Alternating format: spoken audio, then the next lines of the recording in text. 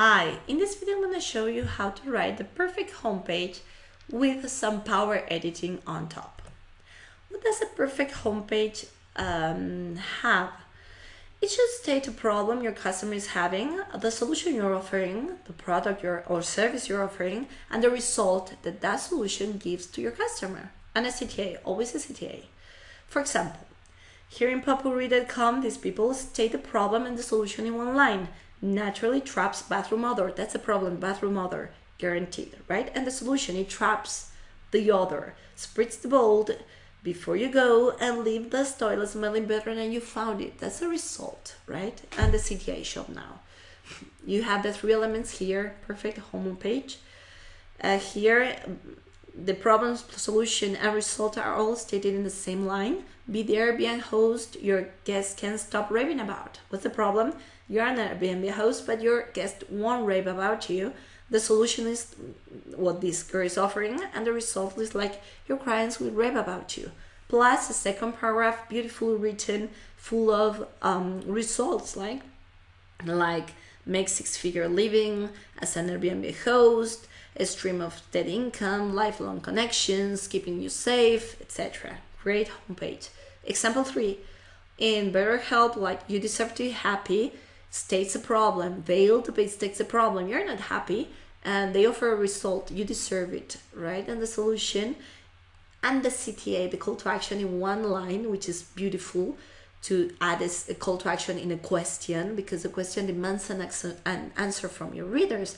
What type of counseling are you looking for? That's the solution, is counseling. And the CTA, you just need to say which one of the options are you, right? Now let's write our own copy here. For instance, let's say we have a flower shop as an example. What problem does a product like flower shop has? Well, you're far away from the person you love, perhaps, as a problem.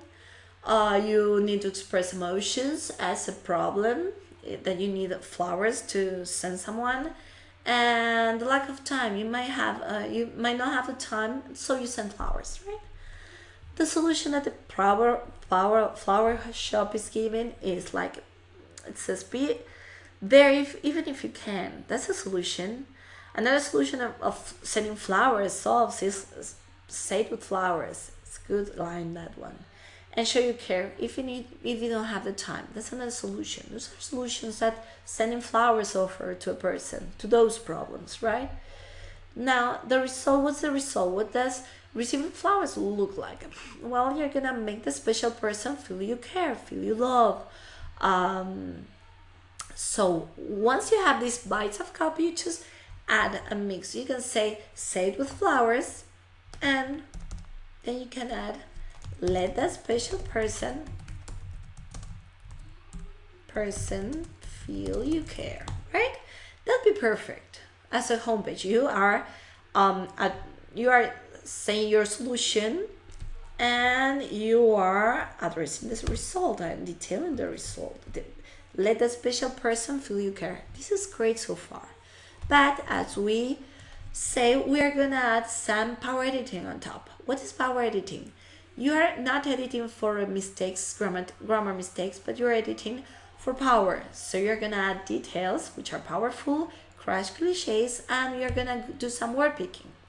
Why are we painting details? Because we're visual creatures, and details are more powerful. They hit straight to our brains. They're more memorable. They are different.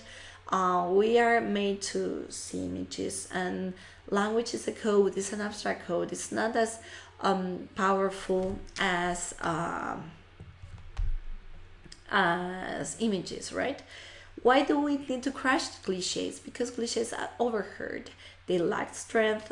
Your eyes skip the cliches when they read them. You sound like the rest of everyone else. Like bring your business to the next level.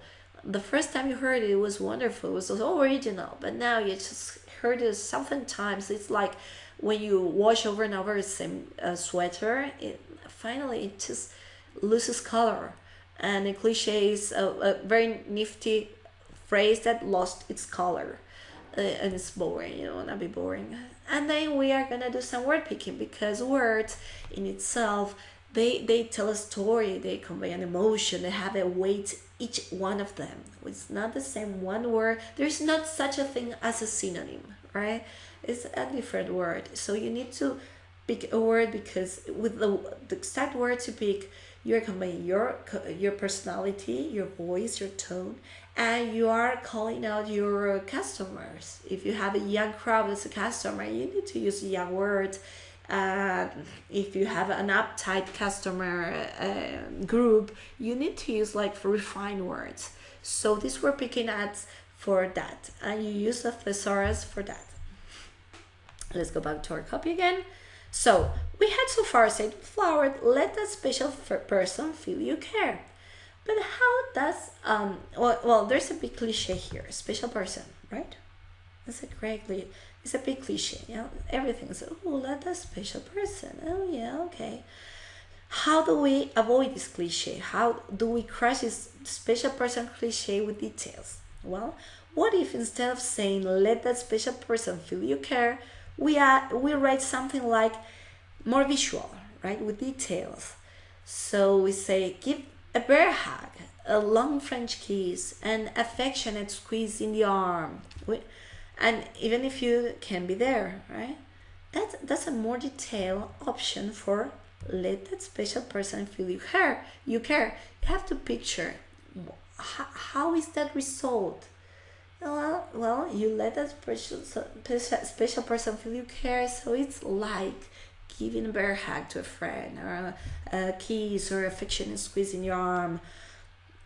So we're going for the details here. It's better this copy than the cliches in top. And then you pick words. In this case, affectionate squeeze. My first option was a friendly kiss, squeeze in the arm.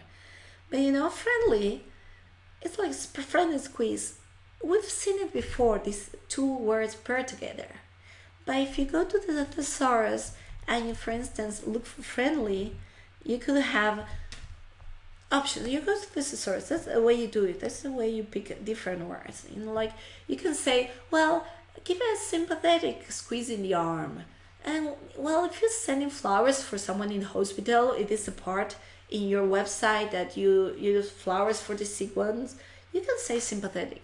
But if it's a person who just had a baby, you don't say sympathetic, though that's the truth. But you can say an affectionate or a cheerful squeeze in the heart, cheerful hug for a person you love. But that's too narrow. So since we're writing the copy for the homepage, this is generic. You want to be as generic as possible. So affectionate squeeze in the heart, in the arm, is a good option. Not to sound like everyone else, like a friendly squeeze in the arm, but not to be too narrow in one image. For the homepage, it's perfect. So you can try to find an option for say, like you can announce it with flower, express it with flowers. Could be expressed with flowers. It's different than saying with flowers, but might be too you might consider it's like express it with flowers might sound too formal. And if you want to be a friendly shop, you might want to go for the easiest word. But do it, like consider options, word pick to see if you're combining with all the words you have, which are few, as you can see, your message to your customer. And instead of shop now, you can go like with more detailed option in a call to action. Pick the perfect bouquet here, like pick the perfect orchid for her. It depends on, as I've told you, if you are in a narrow part of or your homepage for just one customers or specific customers, you can almost more specific with the details. This was example for the homepage, so it's good as so far. So let's wrap up this lesson on here. Think of your customer, you address a problem, you just do some sound bites, copy sound bites of the solution you're offering, of the result you're gonna your clients are gonna have. Just mix and match that, And then after that, when you have those elements in your homepage, add details instead of cliches and do some word picking. So I hope you like this lesson, and I see you in the next one. Bye bye.